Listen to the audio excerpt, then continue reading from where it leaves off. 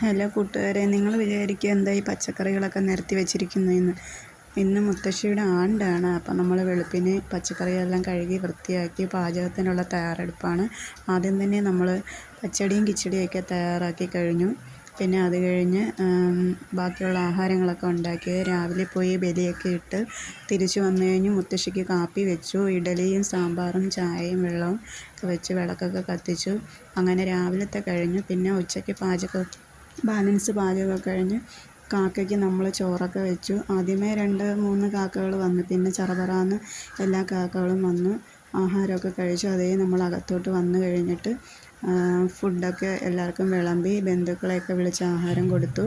2-3 കറികളൊക്കെ ഉള്ളായിരുന്നു. പച്ചടി, കിച്ചടി, സാമ്പാർ, പരിപ്പ്, അവിയൽ, പായസം, പപ്പടം, അങ്ങനെ കുറച്ച് കറികളേ ഉണ്ടായിരുന്നുള്ളൂ. പിന്നെ യൂട്യൂബിലൊക്കെ സംസാരിക്കുന്ന പോലെ എനിക്ക് ഇങ്ങനെ വോയിസ് ഓവർ ചെയ്തിടാൻ, മോഡലിലൊന്നും വോയിസ് ഓവർ ചെയ്തിടാൻ അറിഞ്ഞുകൂടാ. എന്നെക്കൊണ്ട് കഴിയുന്ന പോലെ ഞാൻ വോയിസ് ഓവർ ചെയ്തിട്ടിട്ടുണ്ട്. അപ്പം എൻ്റെ വീഡിയോ ഇഷ്ടപ്പെട്ടെങ്കിൽ നിങ്ങൾ ലൈക്ക് ചെയ്യുക, സബ്സ്ക്രൈബ് ചെയ്യുക. അപ്പം നമ്മുടെ വീഡിയോ ഇന്ന് വൈൻഡപ്പ് ചെയ്യാൻ സമയം. ബൈ.